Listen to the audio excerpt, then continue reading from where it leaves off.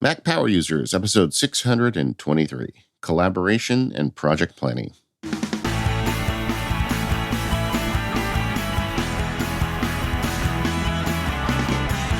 Hello, everyone. This is David Sparks. I am joined, as always, by Stephen Hackett. How are you today, Stephen? I'm good, David. How are you?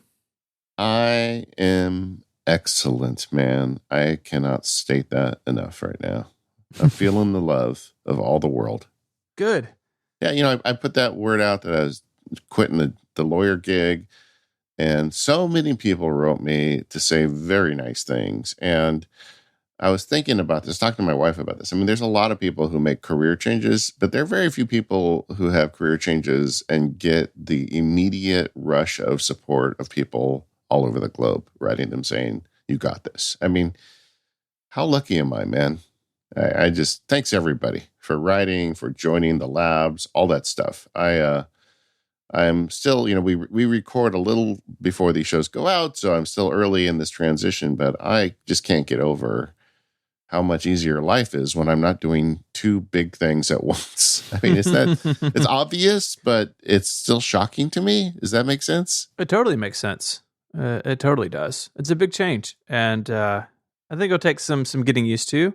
But I'm excited. You've already put out a bunch of lab stuff, so that's fun to see. And yeah, I'm glad it's going well. Yeah, well, it's like I was always pulled, because you've got client commitments, you've got to make sure you take care of them, but you got the stuff you want to do on the other side.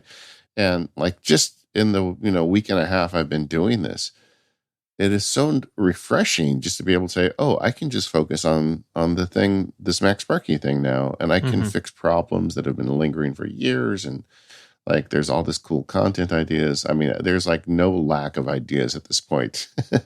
One of the tricks for me, I think right now, I talked about this on Focused, is I'm in a period of transition right now. And I think it's very easy when you're in a period of transition to just immediately go into maker mode and lock down.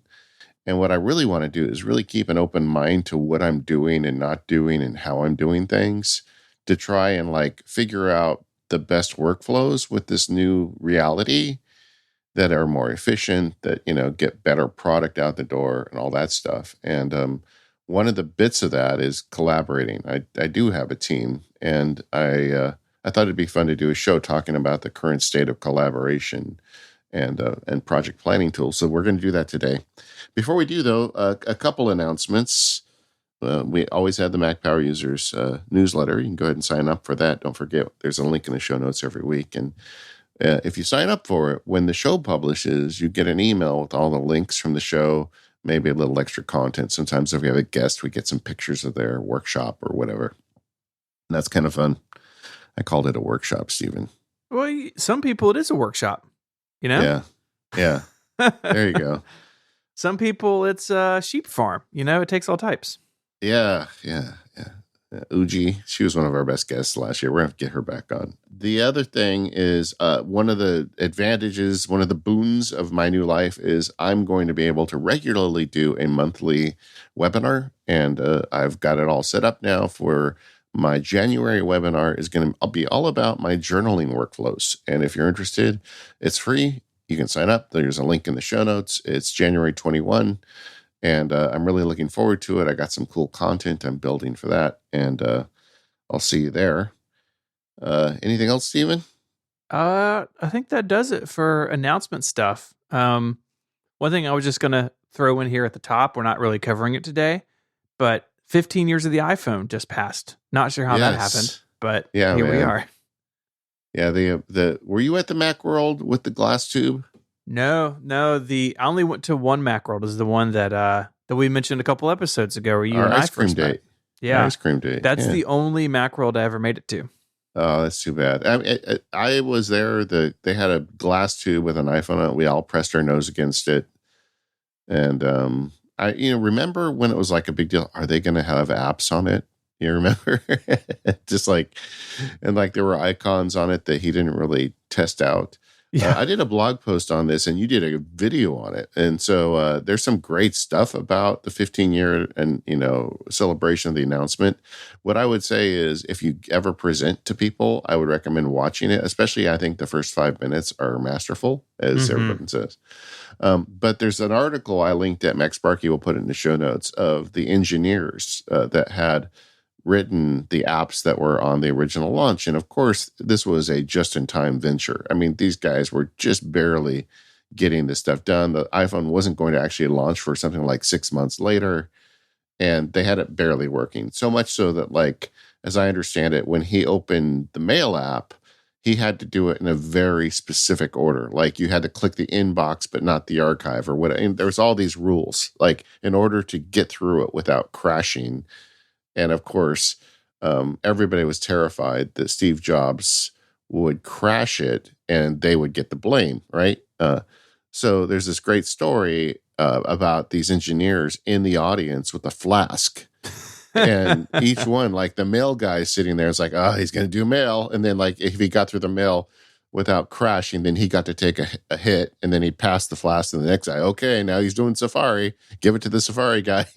Yeah. And I totally believe that happened. I mean, it is kind of there. But, you know, who would have known? I mean, actually, I did know. I felt like immediately like that was going to be a game changer.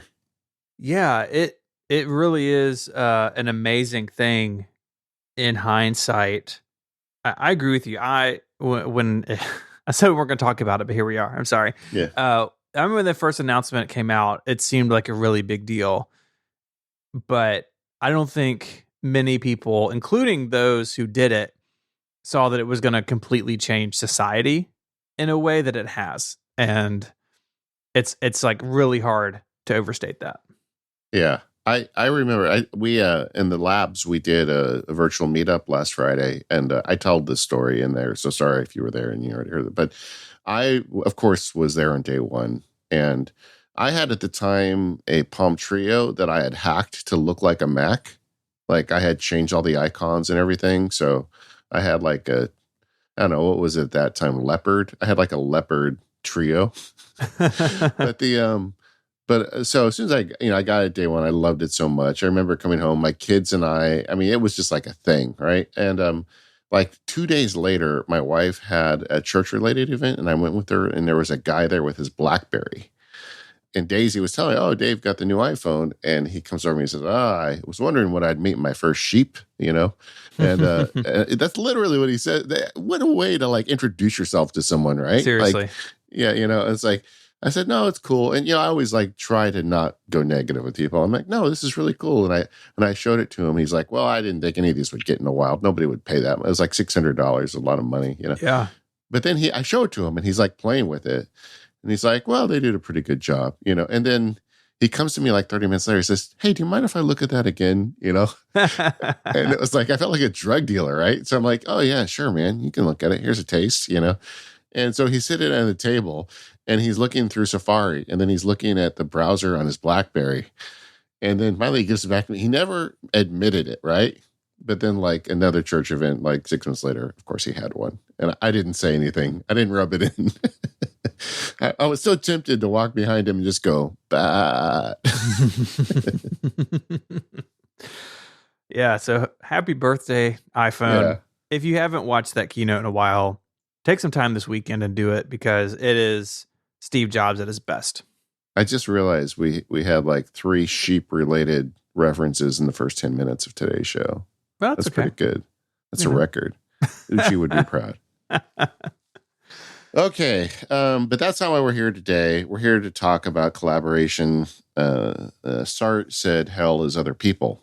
I don't think so. I think working with other people can be really helpful. But, you know, we live in this world of COVID and remote work now more than ever. Yeah.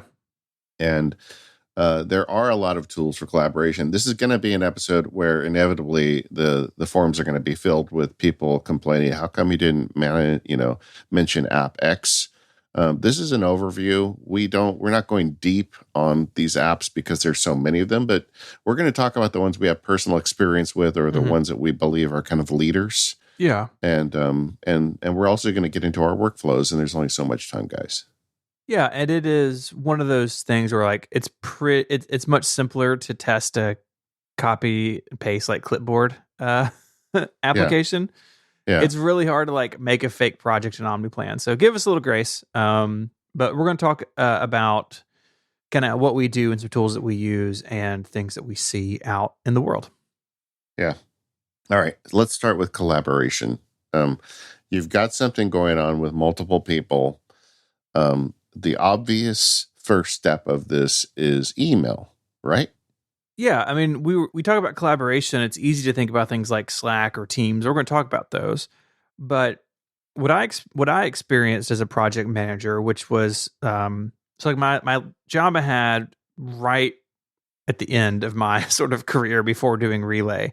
I was at a web development firm, and I was the accounts manager. So basically, project manager, accounts manager kind of mix. And so I was in this world, and I remember when Slack came out, and it came out during this time frame, and they had this really bold statement of like, we're going to put an end to email. And I just laughed at it because inevitably everything in project management ends up back at email because you are usually working with people outside of your organization, right? So if I'm doing something at Relay with Mike, my co-founder, or Carrie or Kathy, someone else who works for us, it can be all on Slack because our whole team is there and Relay pays way too much a month to have Slack up and running for our company. But the second I have to leave the walled garden, I have to leave the Relay FM castle and go talk to somebody else, then I'm in email, right? I'm not going to add these people into Slack, and a bunch of these tools have ways to do that. But at the end of the day, you're in your inbox again, and I think managing that well is really important because you're going to be there anyways.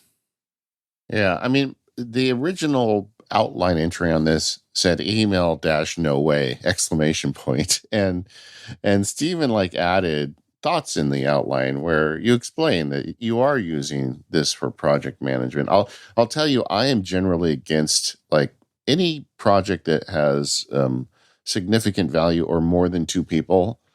I'm generally against email because I just feel like it causes too many miscommunications, and too often things don't really get tracked. And I think it's also very hard to kind of get receipts and understand status with just email, even if you blind copy everybody.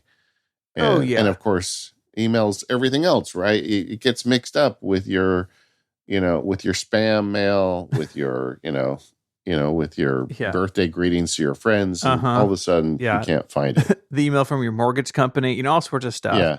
And so when I was a professional project manager, the way I really liked to work, and I think my team appreciated this, was that I was their conduit, right? So I was the agency when it came to the client. The client wasn't going around talking to my designer or my developer or whatever. Yeah. And to the internal team, I was the client. I was the customer. So they would ask me, instead of going to the client directly, what this or that needed to be. And so the way that I really tried to work was email is outward facing, and then anything that happens in email gets sometimes just straight copy and paste it or translate it into our project management software. And there was some back and forth with that. And you're right, it is way messier for all those reasons. But there were a couple of things that I would do to really try to keep things as clean as possible, knowing that it's an imperfect system, knowing that it's has all these areas where you can really cause errors or create confusion. The first and simplest thing for me was having folders and subfolders for projects. Right now, like in my work email, I have 5 email folders that aren't SaneBox, just 5 kind of things that I stash things in. And I really learned early on when I was working on 10, 12, 15 projects at a time in this job that things just can't hang out in the inbox or even the archive. And search was really good, especially if you're using something like a Google email. But having things where, okay, I can go into this folder and look at all the Acme emails in one place. It takes 2 seconds to file that away. But it really made it easier down the road when looking for something. And then when we would finish a project, I would export all of those emails and zip them up and have them all in one place and then archive them away. So they're still available via search, but I could clean up that sidebar in mail. Trying to run a big project in your email alongside everything else, it's a recipe for disaster. I like one thing you mentioned is using email as an input to a bigger collaboration system. Like what you did at your agency was you had one email that was the recipient of that stuff, and then that dropped it in. Basecamp has a similar feature where you can have a magic email address, and anything that gets into the email address gets added to a Basecamp project.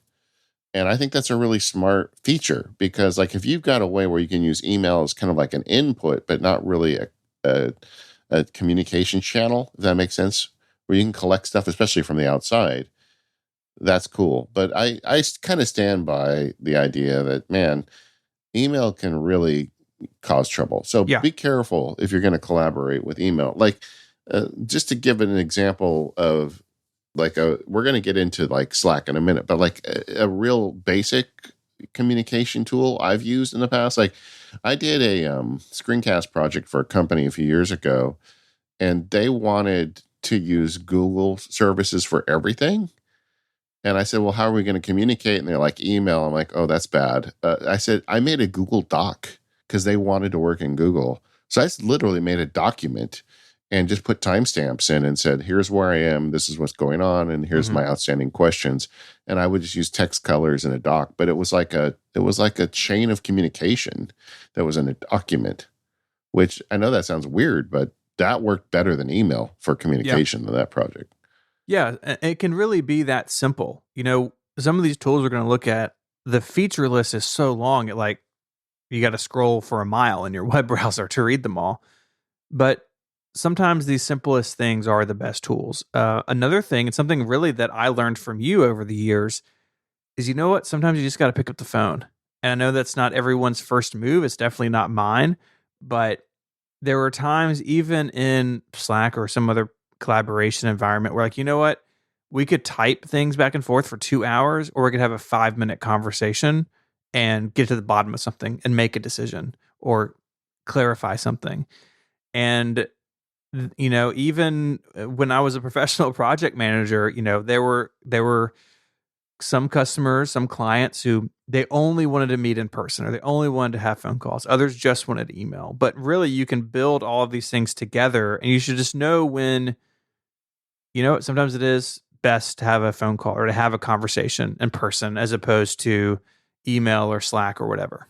Yeah, when I was at the firm and I had a secretary, her and I had a standing meeting at 4:00 Tuesdays and Thursdays where she collected all the questions she had for me and came to me at 4:00, and I answered them all in like inside of an hour, as opposed to her coming to my office every 10 minutes to ask me something.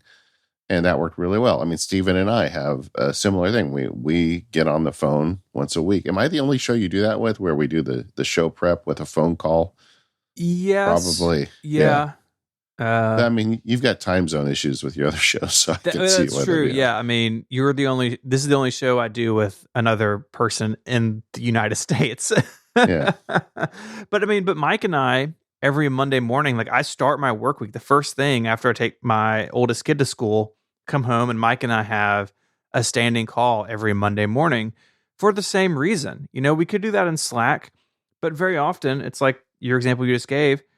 He and I might be saving up 3, 4, 5 things to talk about. None of them are super time sensitive, or we just would have done it in Slack. But hey, let's just sit down and talk through these things and make some decisions. But even now we have, just the other day, we've been working on this software development project for an internal tool, and the testing has been kind of rough. And it's like, hey, let's just call me and tell me as you're doing this, walk me through what's going on so I can understand it. And it's invaluable. Yeah. And there's so many collaboration telephone call services now. Free Conference Call is a good example. Like I have a text expander snippet that spits out an email with all my free conference call stuff on it. And I don't want to dwell on this too long because we're going to get more into the digital realm here in a minute. But when you're on the phone with a group of people on your team, you can hear in tone of voice whether you have buy-in or not. You can hear people, I think, are more willing to verbalize what their problem is when you're just talking around instead of like writing up email. I don't know. I think there's definitely benefit to that in collaboration. But let's get to beyond email and a telephone, some communication collaboration tools. We've been talking about Slack off and on throughout the show. Tell us about Slack, Stephen. I know you're a pro user of it. Yeah, I mean, Relay runs on it, and it's an application where you can have private direct messages between individuals or groups. You can have private rooms, and so we have one. We have a private room called MPU, and it's me and you and Jim, our editor, and Carrie, the VP of Sales at Relay. Mike is in there as well, and if anything comes up with MPU that the team needs to know or we need to discuss, it can go in there. And I know that if that little room has an unread little indicator that somebody has said something about MPU and I should go check it out. And you have public rooms, right? So we have a general one. We have one about cars. There's a video game one, I think, in there that I left years ago. All sorts of different levels of communication. But the thing that really makes Slack special, and Teams and some other programs and other services are gaining ground on Slack, but I still think Slack has the best. It's having an app directory. And so we can bring information into Slack from other services that we use. And so we use FreshBooks for our invoicing. FreshBooks is a little bot in our Slack where if someone pays an invoice, we get a little notification. We have a private channel called Sales Data.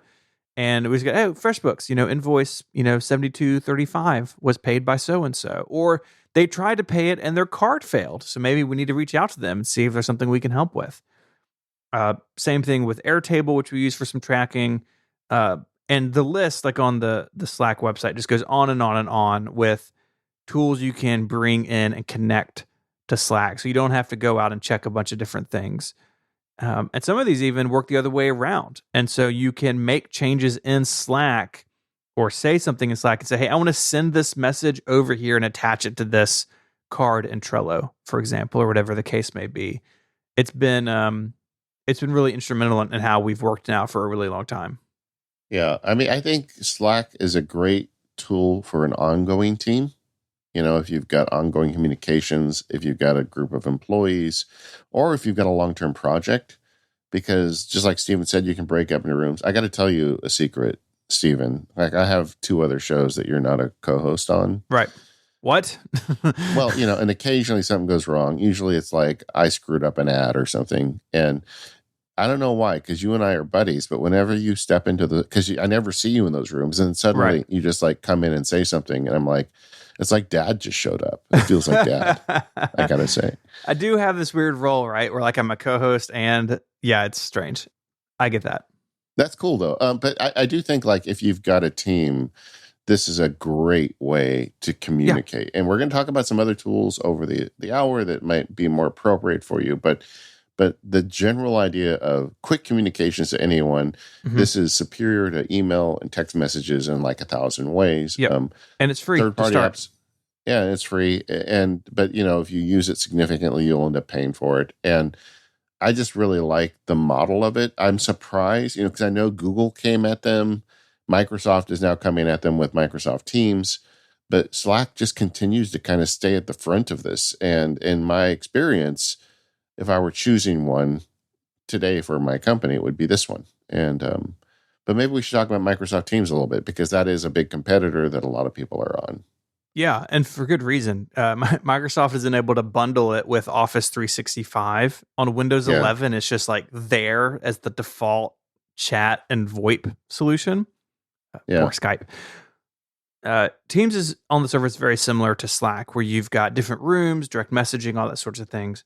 But has really close tie-ins with the other Office applications. I've gotten to see Microsoft Teams up close because the public school district here uses Microsoft Teams. And so last year when my kids were learning remotely, my wife was teaching remotely, they were in Microsoft Teams all day. I also learned then that the Mac app is not the best thing in the world. I think they've made some progress with that. But at least in the early days, the Mac app was kind of garbagey. But it has all this stuff built in, and it has audio and video calling built in, which Slack does as well. But I think Teams has a better implementation of it where you don't have to bounce out to Zoom or something. My wife was teaching in Microsoft Teams several hours a day, when they were doing school from home last year. So it is extremely popular because it's bundled, because it comes in. But I think they really are making a run at Slack. And, Slack was bought by Salesforce, which doesn't bother me at all. They've continued to make a great service with Slack. But I think that was good for Slack because I don't know how Slack would stand up to Teams 5 years from now as an independent company. And I think Teams will just continue to grow and evolve because Microsoft's behind it. I think that this is going to be a good horse race, and I'm really looking forward to see how this evolves. But honestly, we're so heavily invested in Slack that I would like to see them continue to stay at least marketable or in the game, because I don't really want to switch to Microsoft. No, I don't either. Stephen, when we worked on the outline, I left one topic out intentionally because I didn't want to get your blood pressure up. But what about VR meetings? Are you familiar with this concept? I know people are into it. Ben Thompson has written quite a bit about it and really likes it. And that's one thing Meta and other companies are talking about. Yeah. Seems weird to me, but, maybe I'm just not getting it. I had a legal client and a MacSparky project person I worked with that both wanted to do VR meetings. And I never got the technology to do it with them. So they were in VR, but I was at the meeting looking at a screen like a video game.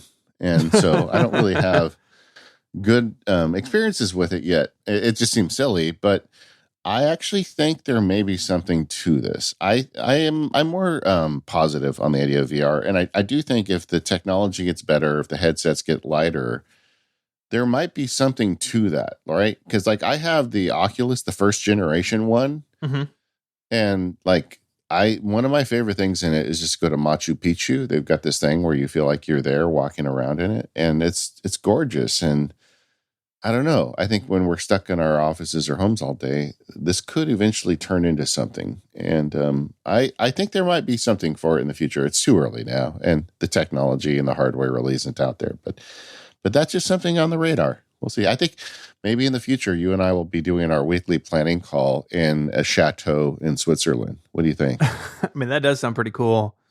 I won't lie.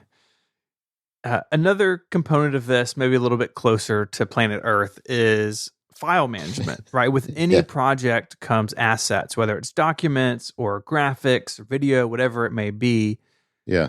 And some of these tools we're talking about have file sharing capability, right? I can drag in any file to Slack and share it with any number of people, but it's not really like a file storage, file management solution. Yes, and this is kind of treading into the land of cloud-based storage tools, which we cover all the time on the show. We've done shows on it, so we're not going to go at length into it. But I think the two obvious solutions are Dropbox and Google Drive, but there's a bunch of other paid-for services like Drive and just a bunch of companies that make a living collaborative file sharing in ways that are safe and easy. Yeah. The problem with things with Dropbox is that it really isn't. You share a Dropbox folder. Usually the rules are if someone deletes a file in the Dropbox, they get deleted everywhere else. And granted, Dropbox has a way to restore those deletions and higher tiers. But if you're just kind of doing this on the basic feature set of Dropbox, you have to be really careful. I once had an expert witness delete all of my exhibits from a Dropbox folder. It's oh no, but I do, I'm smart about it. If I'm working with Dropbox, nothing collaboratively, if other people have access to a Dropbox, nothing goes in there that isn't already on my drive somewhere. So it's not a big deal. And like I said, you can restore it, but I think there's a whole bunch of dragons involved with using consumer grade file sharing tools for collaboration. And one other thing I would add to that is iCloud. For a while, JF and I were doing field guide files via iCloud folder sharing, which worked fine. But ultimately, we went to Dropbox because I felt like files were getting uploaded faster, and it just seemed a little less risky. I do think this is one area where Microsoft has a bit of an advantage. So, like my daughter, we just set her up on like an older MacBook Air to use for school stuff because her school tablet's kind of cruddy and she wanted to use a Mac. And who am I to say no to that? And I just had to sign in with her school Microsoft ID, and all the Office apps were, unlocked. They were licensed. Teams was signed in, OneDrive installed, all of her stuff came down. And OneDrive is integrated really nicely with the other Office applications. Dropbox is great. It's what I use. My workflow is extremely Dropbox dependent, but it's really just a folder, and that's why I like it, but that's why some people don't like it. And so something like OneDrive, if you're in the Microsoft ecosystem, it's like all your stuff is just there all the time. And you can save something from Teams and open it in Word and vice versa and all these things. And so I expect that as things move forward, that we will see better integration between some of the communication tools and the file management tools because they're so closely related, right? And I hope that we see that continue to improve. Yeah, and I also think we'll see feature creep where file management tools are going to get communication tools and communication tools are going to get file management tools. Oh, yeah. Yeah, Dropbox loves adding features that no one wants. This episode of MPU is made possible by SaneBox. SaneBox is great email filtering. It learns what is important to you and simply filters out the rest, saving me hours each week. It works with all kinds of email programs and services. You're not locked into one special app or email address to make this work. And this filtering is fantastic. You get a bunch of folders in SaneBox. Sane Later, of course, the one everybody knows. It helps keep your inbox clean. Anything that's not important just goes to Sane Later, and you can deal with it on your own time. If you never want to hear from somebody again, just drag the message to the Sane black hole. It's like unsubscribing without having to deal with those little text links in the bottom of an email. You can snooze emails, you can set up reminders, and you can even set it up to move attachments to Dropbox or other cloud services if you're running out of space on your email account. SaneBox offers various pricing plans starting as low as about $4 a month, and there's a 14-day free trial. My guess is you're going to be totally sold within the 14 days. In fact, 2/3 of MPU listeners who try SaneBox end up subscribing. I love it. I couldn't do my email without it. Go to sanebox.com/MPU to receive a $25 credit on any plan. That's sanebox.com/MPU to receive a $25 credit on any of their plans. SaneBox can help you stop drowning in email, and our thanks to them for sponsoring Mac Power users. There's an addition to like these basic communication and file sharing tools we were talking about. There's a whole category of applications engineered around the idea of project management. And, it goes beyond the stuff we've been talking about so far. Yeah, this is really kind of what I see as the next step. So you've got your emails and your Slack and your Teams or whatever, and that's great for communication. But when it comes time to actually manage all the individual pieces that have to be done in the right order at the right time by the right people to make something happen, you just need more than fancy chat apps, right? And so this is kind of what I view as when it's time to look at things like milestones or actions or dependencies, you really are looking at some more specific types of applications. Yeah. And they give you more power tools. And historically, this has been a real grim area on the Mac. I mean, going back to, before the iPhone, a lot of project management tools existed on Windows. The web hadn't really grown up yet, and the Mac just didn't get any of that, in my experience. I mean, yeah, except maybe Merlin, which we'll talk about later. But there just wasn't much there. But now it's a huge, rich ecosystem. Like if you just go into the Mac App Store and search project management, I did it a few days ago. There are so many apps out there that people want to sell you for project management. And then you combine that with all of the web services. Because I do feel like project management is one of those things that really could work well with a web app because, it's collaborative. People are logging in the data set, putting the data set in the cloud means it's always updated for everybody. And this is one that makes a lot of sense for a web app if you trust the developer of the app. But something that always kind of comes up in this context is what's the difference between a project planner and a task manager? So I thought we'd talk about that a little bit.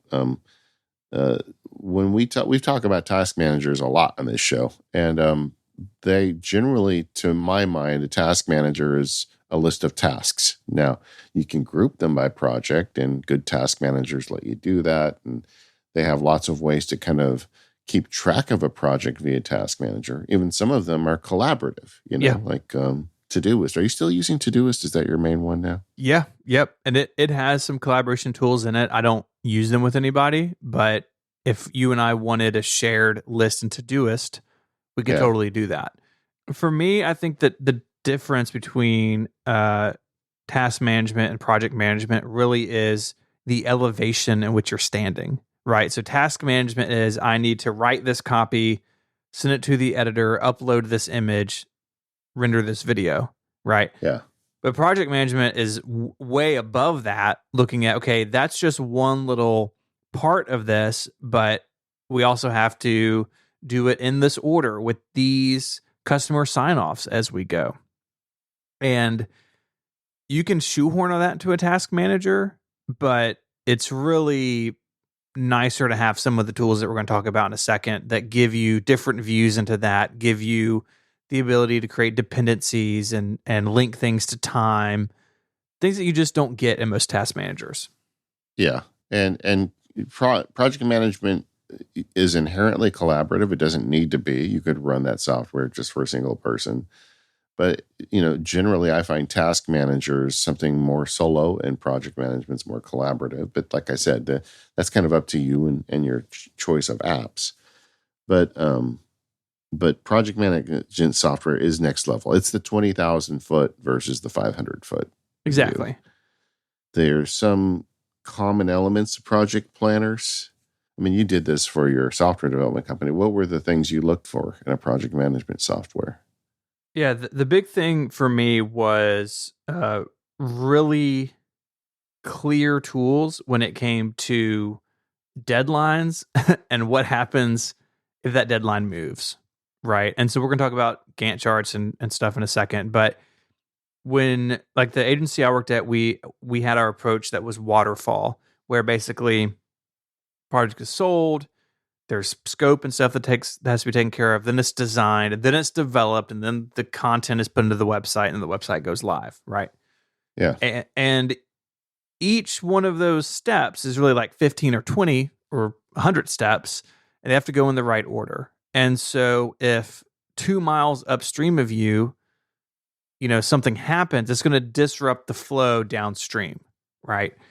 And being able to zoom all the way out and look at this thing on a big widescreen monitor and say, okay, we missed this design deadline by 2 weeks. Doesn't really matter what the reason is, but it happened. Whatever, things occur. What does that mean if we're 2 weeks behind development? Is that going to collide with other projects we have? Does it cause issues because, the developer who is assigned is actually taking vacation in 2 weeks, or they're having a baby in a month, and we've got to work through all those things. And believe it or not all project management software does a good job at that. And the ones that I use, one of them is straight up out of business now. I mean, I had this job in like 2013. It's been a long time, but yeah. Not all of them do a great job at that. The other thing that I think is really critical when looking at these tools is how easy it is to get information in and to organize it. For a long time, a lot of these project management softwares would have something like a notebook feature where you just could have a notebook and a bunch of notes, and it was kind of up to you how to organize them and where you would put them and how you would share them. But more modern tools, and I think the ones that really stand out to me at least, are ones where I can get information into it very easily, text, attachments, whatever it is, and attach those notes to individual tasks or part of the project, or assign them to individual people. So if a piece of information comes in, say that we're doing a design and we have feedback on that design, right? The client says, oh, we want this color blue, not that green. We want to tweak this or that, whatever the feedback is. I can dump all that into a note and make a task and complete design feedback and have all those things in line and tag the designer and put a date on it all really easily. And most of these tools do this now. That has not always been the case, but that's so critical. Going back to the beginning of the conversation for me of thinking about email as the conduit to the outside world. Well, this is the other side of that coin. This is what happens when that information comes in. Sometimes you just need a text field, but I need that text field to be able to interact with the other parts of the project. Yeah. And the people who really master that are the ones who honestly succeed in the market. I mean, I had a contracting client that, as a lawyer, you would always see the contractors that were having problems because they would get into legal jams. This is one that never did. They just always just made a bunch of money, like lots of zeros on every project they did. Mm-hmm. And I would go visit them, and they had a job shack at every major project. And I'd go out to the job shack, and they would have a wall of it that was nothing but this big Gantt chart. And everybody in there, from the guy who did the grading to the guy who did the finished carpentry, was in there looking at where they were on that Gantt chart, which was constantly updated. And they did it with paper because, contractors, didn't want to be dealing with the screen. But I guess we should get into that. What is a Gantt chart? Because I know that's a big piece of this, and I just kind of jumped into it. Yeah, it is on the surface a tool or a way of arranging data that shows you tasks, schedules, and dependencies. So task 2 can't be done until task 1 is done. Yeah. Very often they're laid out like in a huge horizontal fashion. So like 12 years ago, whenever I started my job at the Salvation Army, I was there for 5 years. We built a community center, which is by far the most complex project I've ever done. And it took probably a decade off the end of my life. But it took 3 years to build it. Yeah. And the construction project manager, it really took a lot of time off his life. He would have these huge Gantt charts for the whole project. And it would be like on page 1, it's like, okay, well, we got to pour the concrete. But before we do that, any plumbing underground has to be put in. We pour the concrete and the structural steel, and then we put the roof on. But each one of those items was 5,000 different items. And it was, you have to do this by this time to unlock these other tasks. And if one of these moves, it understands the relationship and can ripple change, all the way downstream or upstream what happens. It's a very old concept. It's like from the guy who invented them was born in 1861. Like, this is really old stuff. And it was done on paper for the vast majority of human history that they've been around. But it gives you a clear visual understanding of tasks, schedule, and dependencies in a way that I think like nothing else ever has. And some people look at them and their brains explode, but I found it as a project manager be a very useful tool. Yeah, agreed. And the contingent nature of a Gantt chart, the way if you change something, you see it later, really helps. I talked earlier about how this can be used on an individual or a team basis. I use Gantt charts all the time on an individual basis when I do major projects for legal clients, or even when I do like contract projects for other people related to MacSparky. I do like screencast projects and things where I have a client that is paying me to do a deliverable. Mm-hmm. I have created an OmniPlan Gantt chart templates for a contract screencast project or, a field guide. And I have all these different ones I use. And I send them out when I get the basic details. And the thing it does, it's a PDF that goes out to them. And I just export it from OmniPlan as a PDF. I guess I'm getting ahead of myself, but either way, it just, you send them this PDF and number one, it lets them know where they're responsible. Like sometimes I need to get approvals on the music that's going to get used or the artwork in the closing card or the, whatever in the contract. And So I show where they're responsible, and then I can show them when they delay me. I send them an updated chart, which shows the new thing. And everybody always knows when I'm going to finish with these charts. And I actually find it's almost like in addition to being a way to set expectations with a client, it's actually a marketing tool because people are super impressed by them, Yeah. And one thing that it includes that you really can't do with almost anything else, it shows duration, right? So if this video production is going to take 4 business days, you can actually see how long it is because there's a timeline. The whole thing's a timeline, right? It's super smart. Yeah, I find it quite useful, and that is one of the primary uses I have for OmniPlan. But anyway, in addition to Gantt charts, there's something else. It's the new sexy in project management, Kanban boards. Yeah, baby. Yeah. So Kanban is it's a board. But so what it does is it's a series of columns. And a lot of the ways I saw this introduced, and this is a Japanese term. I don't know the history of it. I don't know if you did any research on that. Knowing you may have. But but it's it started out with like you go to a wall and you say, you have different statuses for a project and tasks related to a project. You put them on a sticky pad and you move them across the board as they make their way to the finish line. And this is something that is an analog tool that got transformed to digital. And in the last 10 years, it has like really taken off.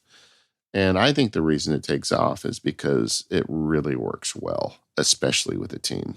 Yeah, it was, I did look it up. It was put together by an industrial engineer at Toyota. And so, a company that is very well known to this day about its manufacturing precision. It's pretty cool. I think most people have interfaced with this through something like Trello, where you have a bunch of columns and a bunch of cards, and you can move them around and change the status. That's certainly how I first came to know it. Yeah, no, and it is really useful. I can tell you almost all the collaboration stuff I do now incorporates a Kanban board of one sort or another. The MacSparky team, we use Airtable, and that has a Kanban feature in it. So, and we're going to get into our use of this stuff later, but that's one place I use it. I even use it personally in Obsidian. There's been a whole bunch of posts I've done at MacSparky over the last year about my personal status board. Originally, I was doing them in OmniGraffle because they were very pretty, but now I've moved them to Obsidian because that's where all my project notes are anyway. But and it's not as pretty, but there's a nice plugin for it. Yeah. But it is a super useful tool. I finish every day looking at my personal Kanban to say, okay, what is hot right now? Well, I've got, this episode of Mac Power Users. I got this part of the field guide. I got this webinar I'm trying to develop. And like looking at that on that global level really helps me keep on top of things. Yeah, and you can think about these in a couple of different ways. A tool like Trello or Obsidian, and even a bunch of task managers have this view now. Todoist and GoodTask notably both do. You can view them as, okay, this is a process that individual tasks will walk through. So again, like using my old company as an example, okay, we have sort of planning, design, development, content load, and launch. And each card would have a client name. And once it was designed and into development, I could just move it over. And in Trello, you can do tons of notes and statuses and attach images, all sorts of wild stuff to the cards. But you can also just use it as a visual way to arrange information. So we have at Relay a board each year. I just set it up for this year, like last week, of the goals we have for the company for 2022. And the way we use it is each column is a category. So we have business, content, membership, technology, and within those are cards for individual goals or projects that we want to work on. So I'm not using it like I would a Gantt chart where things are moving left to right as time goes on, but I'm using it as a way to visually organize information where I and other people can easily see it and understand, what goes where and where it is in progress, because you can do labels and, like I said, other metadata attached to each card. Yeah, it's just so flexible. I mean, I like the idea of using Kanban in ways that are non-traditional because it just works. And there is something for the visual presentation of data. I mean, back in the early days of Mac Power Users, I used to talk about Scrivener so much because I loved that note card view where I could work on something and it would give me note cards of concepts that I could move around on the screen. Kanban is a lot like that. Mm-hmm. And I don't know. If you're listening and you haven't played with one, just go get a free account at Trello. And I think that's the starting point to try and figure this stuff out. But if you go on the App Store and search Kanban, there's like a obscene amount of applications in there that support Kanban. And there's just a lot of ways to get into it. But I find it a very good way to look at things. And just to get back to this idea of a status board real quick, and I can't guarantee this will be the last time I mention this in the episode, but in a personal context, having a list of the major projects that you are either on hold or planning or actively working on, and forcing your eyeballs to look at that on a routine basis, which I do with the Kanban, there is a tremendous amount of value in terms of staying on target with what's important. Yeah, and these tools are, especially the Kanban stuff, they are digital tools that are representing something in the real world, right? You could do this with sticky notes on your desk or a whiteboard or whatever, but I think the concept is really what's important here, is that you have these bits of information that you can move around and they represent tasks or projects or whatever, and having it in a way that is, it can definitely be linear, but I don't think about these boards necessarily in that way. Maybe that's because of the way I've kind of changed my use of it over time, but using it as just a way just to organize things visually or in a way that is sort of by category, just I find very useful as a pretty visual person. You know why? One of the reasons why I am so bent out of shape about this Vesta board is because I want to drive my active Kanban projects to the Vesta board. The idea of having it go and then say, oh, this is the thing you're doing today.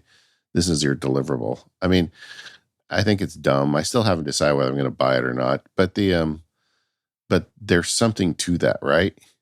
Oh, yeah. I read Cal Newport wrote a book called A World Without Email, which is really good. I think it's a little optimistic, but hey, you make your own decision when you read the book. But one of the things he talked about was like in the late 1800s, there was a factory where they had a huge wall. I think they made, if memory serves it, they made carriages, like train carriages, like the fancy cars that people sat in when they went on their train journeys.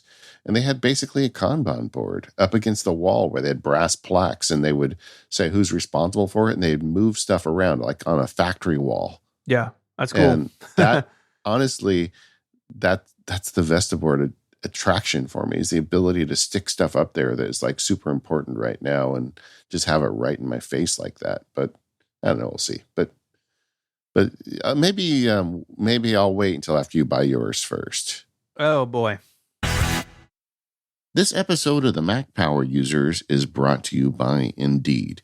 Get a free $75 credit to upgrade your job posts. Just go to Indeed.com/MPU. Maybe you're successful in business because you love doing the research, whether it's the state of the market or the next right hire. But when you're low on hours and you still want to do a great job on hiring, who do you go to for help? It's time for Indeed. If you're hiring, you need Indeed, because Indeed is the hiring partner where you can attract, interview, and hire all in one place. And Indeed is the only job site where you're guaranteed to find quality applications that meet your must-have requirements, or else you don't pay. Instead of spending hours on multiple job sites hoping to find candidates with the right skills, you need one powerful hiring partner that can help you do it all. Indeed partners with you on every step of the hiring process. You can find great talent through time-saving tools like Indeed Instant Match, assessments, and virtual interviews. With Instant Match, as soon as you sponsor a post, you get a short list of quality candidates with resumes on Indeed that match your job description, and you can invite them to apply right away. Plus, you only pay for quality applications that meet your must-have requirements. With Indeed, you'll be in good company where you can join more than 3 million businesses worldwide that use Indeed to hire great talent fast. So start hiring right now with a free $75 sponsored job credit to upgrade your job post at Indeed.com/MPU. And that offer is valid through March 31st. So once again, go to Indeed.com/MPU to claim your $75 credit before March 31st. Indeed.com/MPU. Terms and conditions apply. Need to hire? You need Indeed. And our thanks to Indeed for their support of the Mac Power users and all of Relay FM. So let's talk about some of the more specific planning apps. You mentioned OmniPlan a couple of minutes ago. Tell us a little bit about it. Yeah, I subscribed to this app. I probably shouldn't. It's more than I need, but I used it on a couple levels. I do a lot of like project planning stuff that I mentioned earlier, and so I guess I should back up. OmniPlan is a planning suite of software made by the Omni Group. They used to sponsor the show years ago, and I'm a big fan of OmniFocus. But OmniPlan is the project planning element from the Omni Group. And there's no mystery of the fact that I'm a fan of their user interface design and just the way they make software over there. I think they do a very good job of making things accessible. OmniPlan, in my opinion, started out to be kind of as a friendly planner. And I think they realized, and I haven't talked to anybody at the Omni Group about this. This is my impression. I think they realized that people who are doing project planning don't really want them as friendly as they want them powerful. So OmniPlan has evolved. I think they're at version 4 now to add a ton of power features in it, many of which I don't use. But you can, set projects, do plans. But what I like about it is it makes gorgeous Gantt charts. It tracks what I'm doing. I'm looking now at ways to make it more collaborative with other people on my team, but that's kind of early in the game. Mm-hmm. But if you want something made for the Mac that looks good and has a lot of power in it, I would recommend just downloading a 14-day trial of OmniPlan and kicking the tires around a bit. They have those 14-day free trials for all their software, so you can kind of get a feel for it. It is beautiful. In a world of web apps, OmniPlan stands alone in its user interface. Yeah, and it looks really good on the iPad too. Yeah, not all of these sort of more web-focused ones, not even all of them have iPad apps, but yeah, of course, Omni Group is going to get that right. Yeah. Another one that I know has been around for a while for the Mac is Merlin or Merlin Project by Project Wizards. Yeah, that one I have spent time with in preparation for today's show, and over the years I've taken test drives of it several times. I have not used it day to day for project management, but I think it is, it looks nice. I like the look of the Omni software better. But Merlin is a native app on the Mac. They've got versions for iPad and iPhone. Again, it also looks good on iPad and iPhone. I almost think that if you want a native app, the two big contenders are Merlin and OmniPlan. Mm-hmm. I think I would just do trials of both of them to decide which one kind of works with the way your brain works. Yeah. But, I mean, they largely have the same group of features, and I'm tempted to say OmniPlan goes a little deeper, but that's only because I don't have enough experience with Merlin, so I don't want to say that and be wrong. But in terms of native apps, I think these are the two real contenders. So if you want something native on your Mac from a software developer that actually writes UI for the Mac and not a web, some cruddy web thing, Merlin and OmniPlan are the two you need to be looking at. Yeah, I mean, looking through them, they have all the components we've been talking about. So they have Gantt charts. They have even mind mapping. You have a Kanban view. So these tools also manage something we haven't really talked about, which is like resource management. So part of this is, well, if this team member is supposed to be working on the Acme project, but then this other project comes in at the same time, like that's a conflict. They can't work on two different things on the same day. So, looking out for those collisions, a lot of these tools will also do. And that is something that I always struggled with as a project manager was hour allocation, because there's only so many work hours, in the day. You can figure 5 work hours a day, probably between meetings and lunch and everything else. You have X number of team members, you have X number of days in the week. And that is really difficult to keep up with. And so it's another thing that if I were revisiting this world, I would definitely have on the top of my list of something that I need help managing people hours. Yeah. Another element to this is not only resources in terms of people, but resources in terms of more traditional resources. Like, do you have the copper piping on job site, or do you have the licensed artwork for the website? All of that stuff is addressable through these more powerful apps. So you can really, as a project management person, see where the speed bumps are coming or the potholes, and try and make sure those pieces are in place on the day they're needed so the project doesn't get delayed. Yeah. Oh, I'm glad I'm not a project manager anymore. It is an interesting, I could see myself in a different universe being a project manager. I think I would probably kind of really enjoy the tedious nature of it. Yeah. People who want to be project managers get certified in it and often spend a lot of time in this type of software. The big one on the Windows side, everybody that does Windows is screaming right now. It is, I think, is it a Microsoft product? What's it called? Microsoft Project. Yep. Yes, Microsoft Project. That's the one. Like, if you're going to make a living at this, at least in the old days, that's the way it worked. I think now a lot of people have transitioned to cloud tools, but yeah, that was the one that kind of started the ball rolling with this, in my experience. Yeah, I mean, that's been around since the 80s. Yeah. It's sort of the OG. And it's definitely the standard. I forget the name of the project management certification, but I looked at it once, and there was a lot of Microsoft all over the place. Yeah.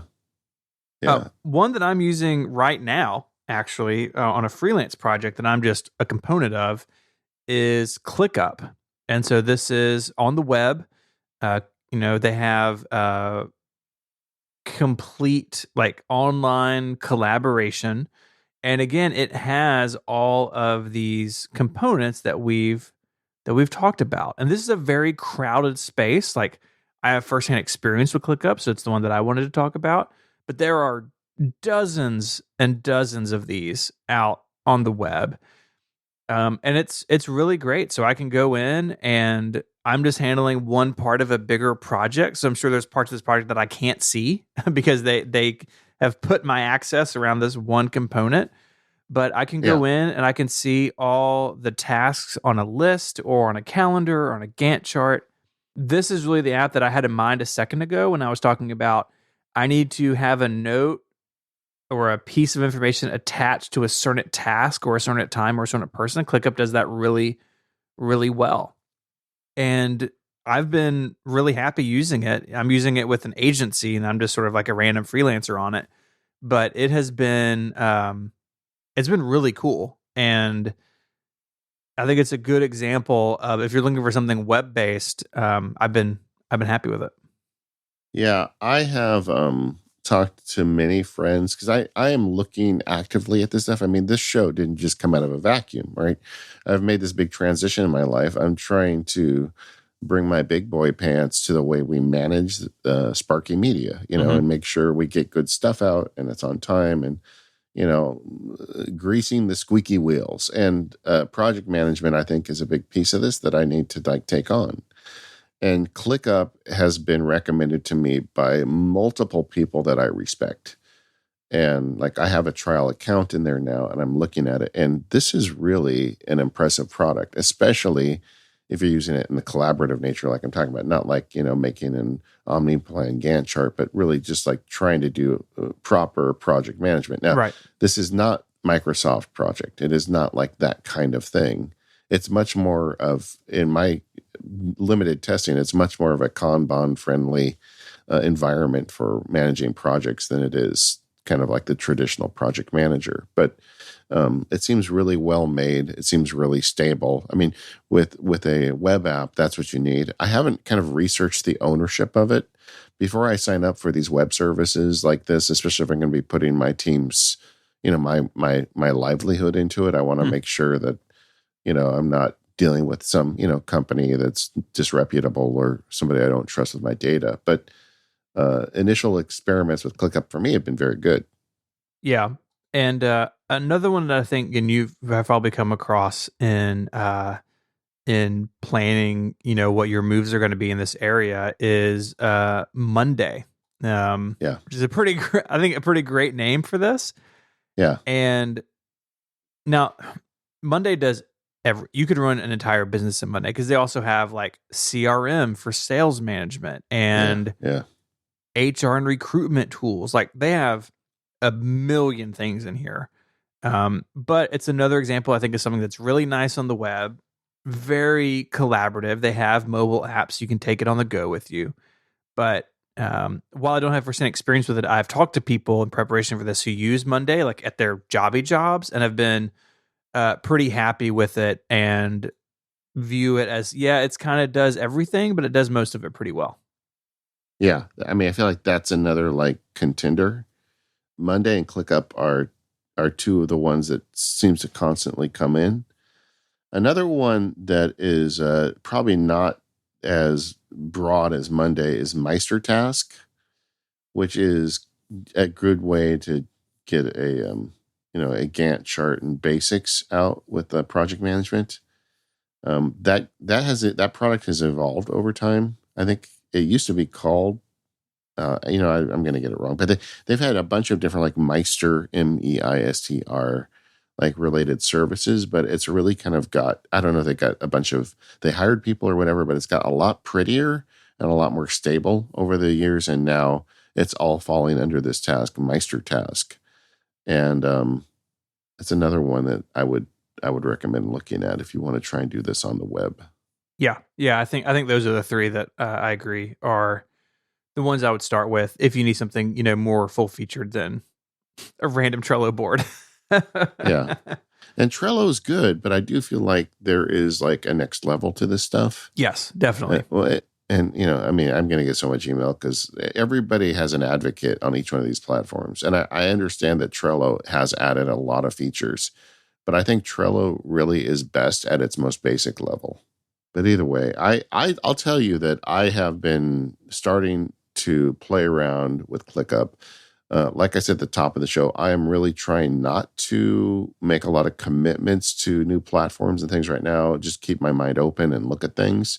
And I'm going to spend some time with all of these. But but ClickUp, I mean, I could probably sign up for ClickUp today and be pretty happy with it. Yeah, I think so. Which is interesting because I have done a lot of the stuff historically on Airtable, but there are things that ClickUp does that Airtable does not. Yeah, I mean, there are things when you have, Airtable is a generalist, right? Trello is a generalist. Google Sheets and Docs, right? We're going to talk about how I use it. I do a lot of Google Sheets and Docs at Relay. It's a generalist, right? But when you move into this next level stuff, that's where these tools the tools themselves may still be very broad, but they're built with these types of things in mind. It's where they really sort of come into their own, I think. This episode of Mac Power Users is brought to you by Wealthfront. The beginning of the new year is a great time to finally start thinking about adapting habits or reassessing your productivity or thinking about your financial future.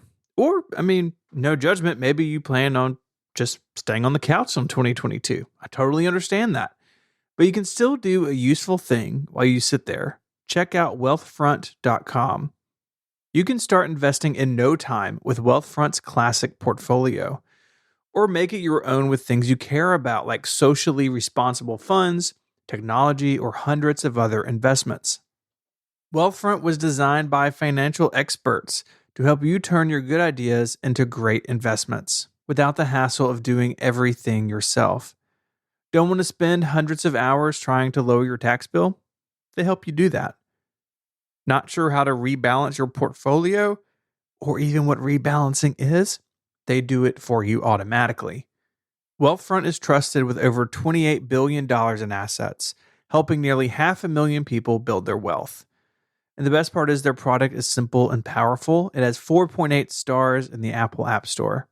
So to start building your wealth and get your first $5,000 managed for free for life, go to wealthfront.com/MPU. That's Wealthfront, WEALTHFRONT, wealthfront.com/MPU to start building your wealth. Our thanks to Wealthfront for their support of the show and Relay FM. All right, so we've been dancing around throughout the episode how we're using some of these tools. Let's kind of go deeper into it. You want to go first? I think you kind of tipped your hand right before the break. Yeah, it's a lot of Google Doc and Google Sheets. So I already talked about my Trello usage at Relay, and I should say I don't do hardly any of this sort of stuff for like 512 Pixels or the podcasts, right? Like really my needs are focused on Relay itself as a company. And for us, a lot of it is, a lot of it's Google Sheets. You know, if we're working on, for example, planning a live show at WWDC. I don't think I'm doing that this year. I kind of think I'm never going to do it again. But when we were doing it, I would have a big Google Sheet, and it would, in there, I would have a sheet for the budget. So, okay, the theater has this many seats. If we sell the tickets for this much, this is how much, revenue we'll have. These are the expenses. So we got to rent a theater. We need the event insurance. We need to tip our photographer, and whatever it may be, and have a section that is just the budget. Because when you're a small business like us, the budget is a very important part of how things are going. Yeah. But the reason I would use Google Sheets also is because at the end of the day, it is a spreadsheet. And so I could also have in a tab, I could have the schedule. Okay, so the 6 hours before the live show, this is when we need, this is when we're going to meet at the hotel and change and get ready. And this is when we're going to go to the theater. And we have this much time to set up. And these are the things I need to remember to set up. Maybe I need these microphones and this audio equipment and make sure that's all ready to go. And then have the run of show. Okay. First section starts at 6 and it's me and Mike, and then Jason comes on, and then Sparks comes on, and then Serenity, whoever it was, over the years. And because it's just a Google Sheet, I could also then, I could share that with other people really easily. I could copy it onto an email and send it to the front of house guy, so he knew at what time roughly the segments were going to be. And I rarely need anything more than that with Relay. And so I don't know. I don't want the overhead of the other things, except when we go to Trello to look at those goals, like I mentioned. But for me, a fancily formatted Google Sheet goes a long way. No, I think there's something to simplicity, and Google Sheets is great. I mean, those links work everywhere. Like, it's very easy to include somebody on Google-related collaboration. Yeah. You just send them a link, they get in. And everyone knows how it works critically. Like when I got dumped into that ClickUp plan for this project I'm working on, it took me a little while to get my feet under me. And because I have experience in this and I just test a lot of software because of my job, like I got it pretty quickly.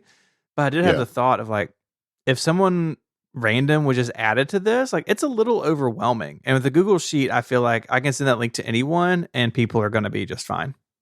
Yeah. And I think when you're doing this stuff, you need to look at the type of project that you're working on. Don't, there are certain projects that need this treatment and certain projects that don't. Like as Mac Sparky, when you and I plan an episode of MPU, I run a script that creates a task list in OmniFocus and sends the email to the guest and does a couple different things. But that doesn't require project management software, because you and I know how to make a podcast episode, and it just doesn't require a lot of collaboration except the phone call we do and, working in an outline together. But it's just not the same thing. Or like when I was a lawyer, if I was going to make a new company for somebody, there was a certain set of steps you went through, and that was largely managed with an OmniFocus project kind of thing. But then there's other things I do, like making a field guide is a kind of a tremendous effort. There's at least 4 people involved. There's a lot of work editing, recording, re-editing, audio balancing, closed captioning. There's like a bunch of moving pieces involved. And in order to get to that launch day, all that stuff has to happen. And that is a very good thing for project management, particularly because I've added more people to the team. So that's like something that I'm looking at, tools like ClickUp or some other thing.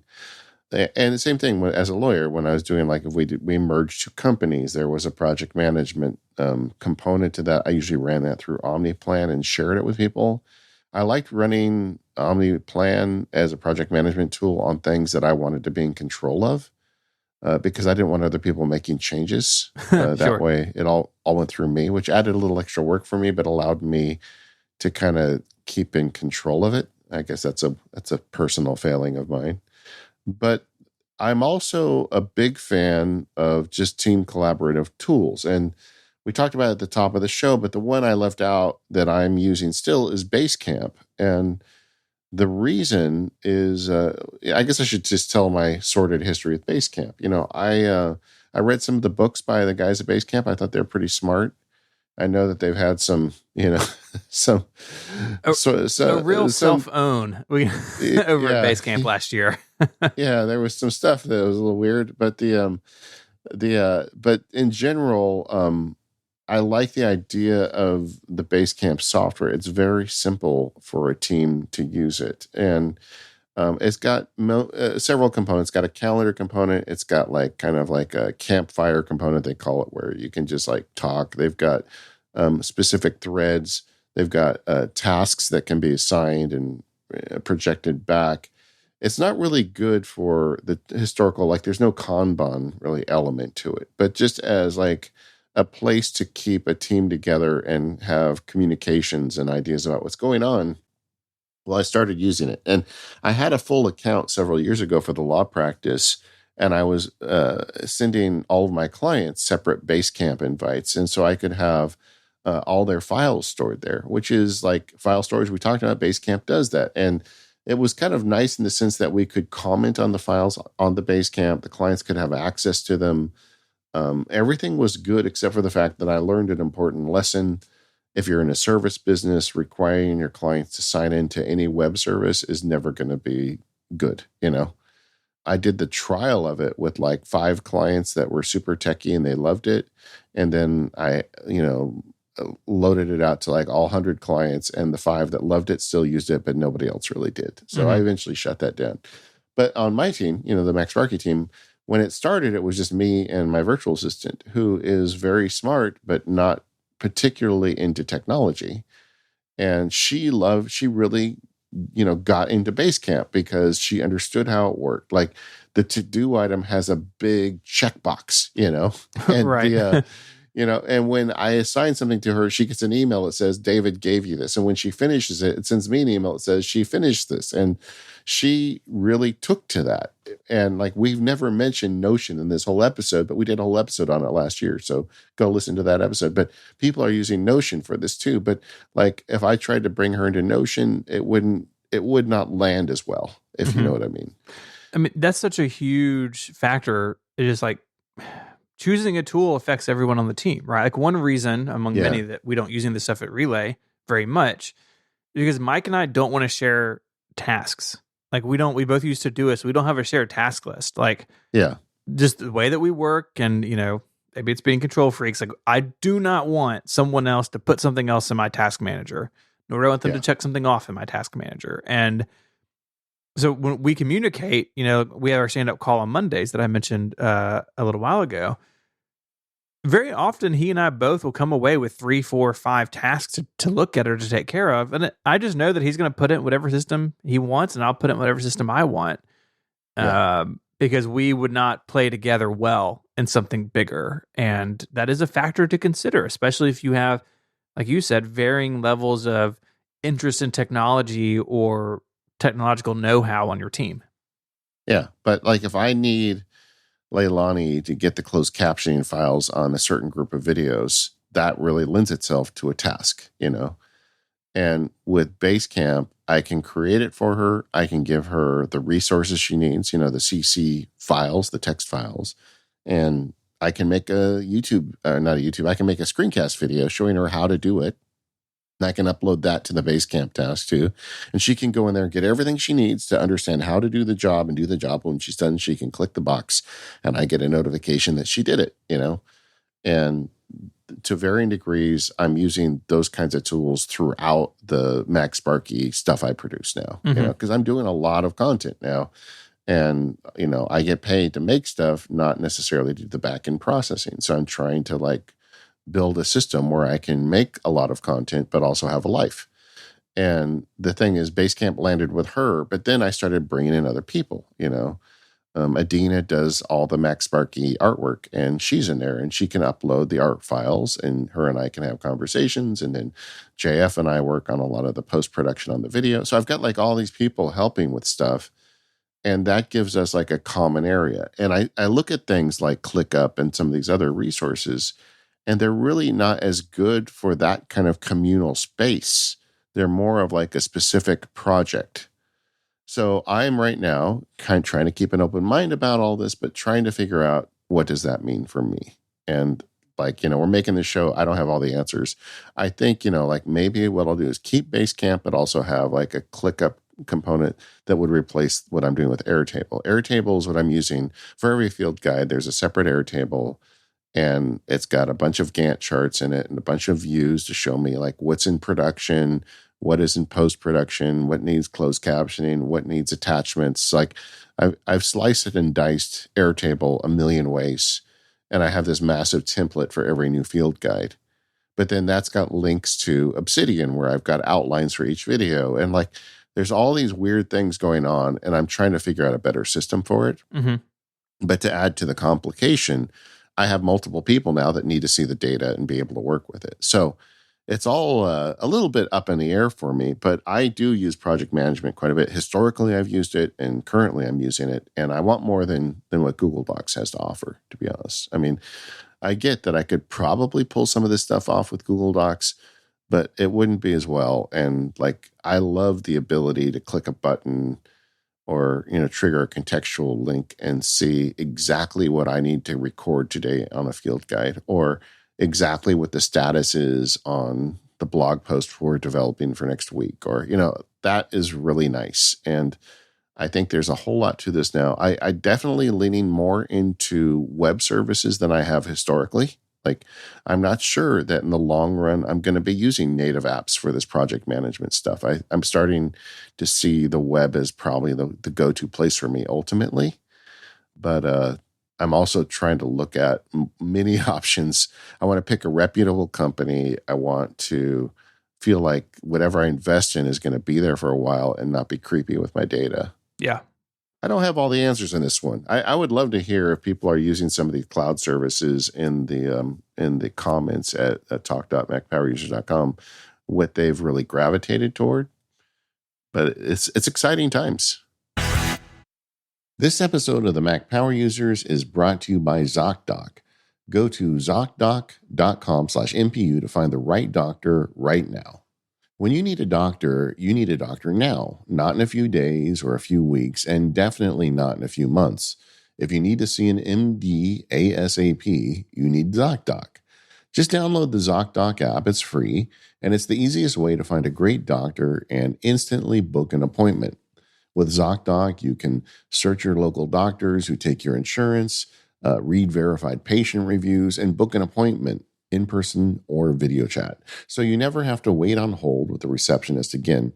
Whether you need a primary care physician, a dentist, dermatologist, psychiatrist, eye doctor, whatever specialty you need, ZocDoc has got you covered. So go to ZocDoc.com/MPU and download the ZocDoc app to sign up for free. Every month, millions of people use ZocDoc, including my family. My daughter needed a new doctor. She didn't like her old one. And we thought we would solve the problem just by calling the insurance company and getting a list of doctors and finding one. Well, turns out that data was bad. So we kept calling people. And after we waited on hold a long time, we'd find out that they didn't cover our insurance anymore. They didn't accept new patients from that carrier or whatever.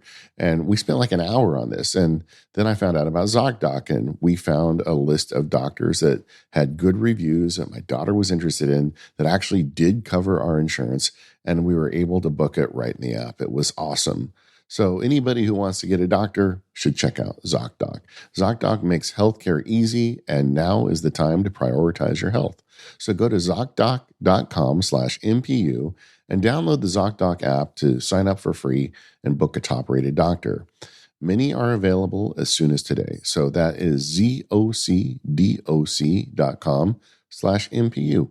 And our thanks to ZocDoc for their support of the Mac Power users and all of Relay FM.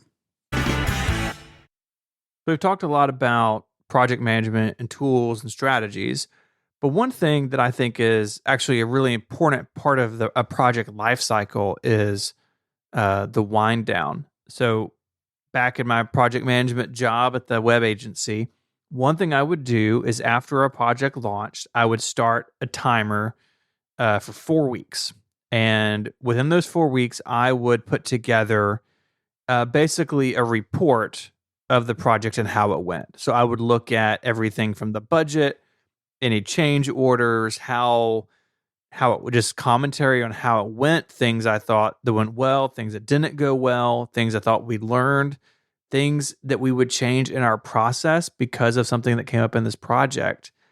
And it was invaluable, I think, to take that time and sit down and reflect and then create something out of, okay, it's done.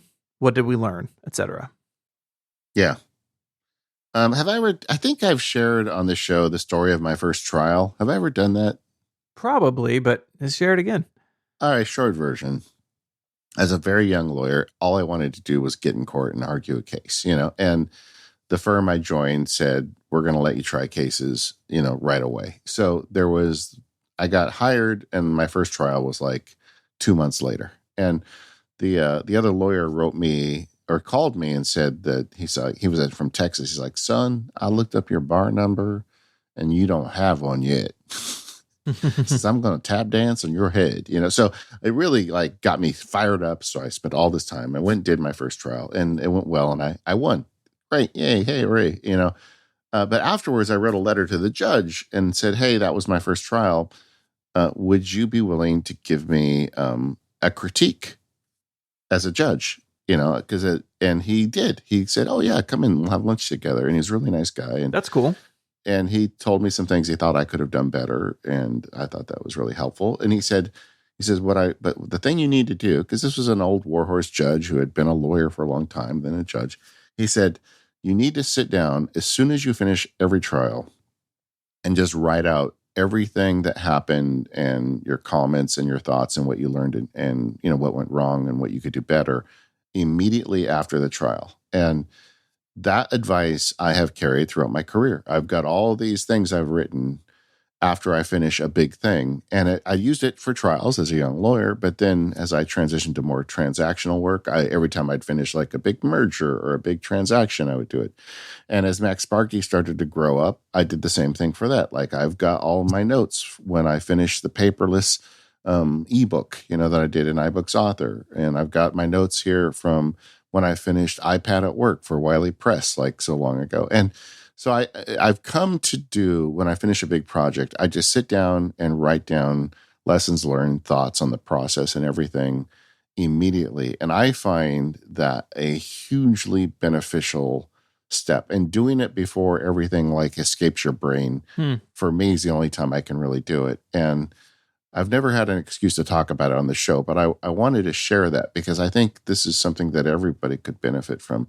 When you do a project, when you finish the project, sit a minute and reflect on it. Yeah, it's absolutely huge. It's something that I've learned at, now the almost 8 years of Relay. Like if we have a project, a live show, merch, whatever it is, that my partner and I are going to have different takeaways from it. And so what Mike and I try to do is we each, I think, do this on our own, and then we'll get together and say, this is what I think. What do you think? And then we won't always agree on that. Very often we'll disagree. We'll disagree on that's totally fine because we both have our own history and take on things. But this is such a huge thing. I love that story. I was told a very similar thing when I started project management of like, this is an important thing to do because you can't ever improve. You can't learn these lessons without that time thinking back over them and discussing them and seeing what worked and what didn't. And, I get it. It's hard to do. It's hard to take that time, especially those of us who are really busy. But I've learned over the last, I guess, however long my career has been, it's so important. And it's really, I've come to think of it just like anything else, right? Like things happen. I want to sit down with my wife and I want to regroup and talk about things. And she wants to do the same thing, right? It's all the same concept of like, you have to reflect and take those times to figure out what you should change, if there is anything to change. And I think that's an important point, that it's not, it's easy to think about this being a negative thing. Like what would we change? What went wrong? But what is just as important is what went well and what you're proud of. And those things are important too. Yeah, I mean, when we did the one of the labs calls, one of the listeners talked about how he looks at his journals and everything, and it's negative. And I said, that's on you. I mean, you have good things happening to you. You need to write those down too. But I would say that some of the most instructive of these, and the ones that are hardest right, is things that don't go well, projects that don't go the way you like. I mean, believe it or not, as a lawyer, a few times I got my teeth kicked in, and writing down, like a post-project, write up for that. A lot of times I learn a lot and make sure I don't make the same mistakes again. And I would add that it's kind of fun to go back and read ones you wrote 20 years ago as well. So you don't need a special workflow for this. You can do it paper and pen or in a text file or whatever. But a lot of things the questions I try to ask is, what were the lessons learned? What went well? What went poorly? If I were to do it again, what would I change? And then an important one for me is follow-up tasks. Okay, now this all being done, how am I going to follow up and hold myself accountable on this? And so I try to do that right after the project ends. I know you're a little different about when you do those post-action reports. Yeah, when I was full-time project manager, I did do them like I said, within a month. I would start the process, but I wanted it done in a month. But now with Relay, I tend to take more time, or at least not start immediately thereafter. Part of that is our business, for the most part, is pretty cyclical. And so a lot of that stuff is like, okay, well, what would I change after this live WWDC that, I've done 4 of them or 5 of them, right? Like some of it is that it's a little more routine. But part of it is just, now I'm not the only one generating that. Before I would write that report and basically send it to the team as like, this is our autopsy and we're going to talk about it for 30 minutes on Friday if you want to. But it's just a little bit different now working with a, a direct partner, I guess. Yeah, that makes sense. And I think there's something to be said for time, but I do mine when I'm still bleeding on the table. Although I will go back and read them later, and maybe time will give me some better reflections on it too. Maybe do both. Why not? But yeah.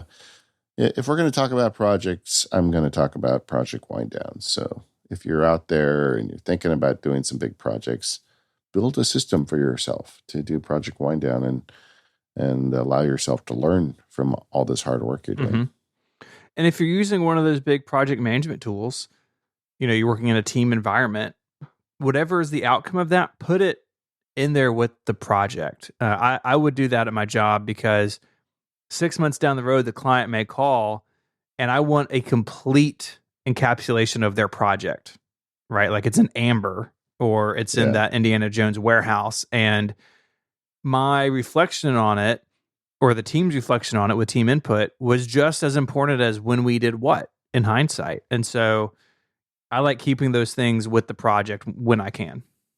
Yeah. And really, I know that a lot of times when you finish a project, you're very tempted to say, well, everything else is behind now. I got to go jump on that now. So I don't have time.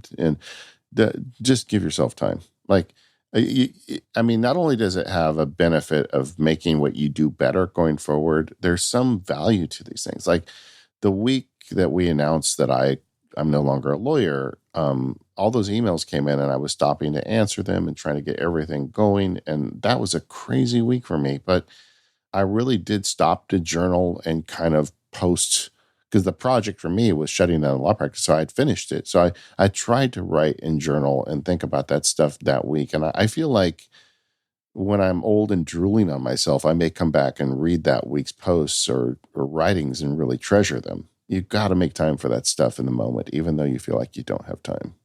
It's okay. I gave you permission. If your boss complains, tell him that Sparky said you had to do it. Yeah.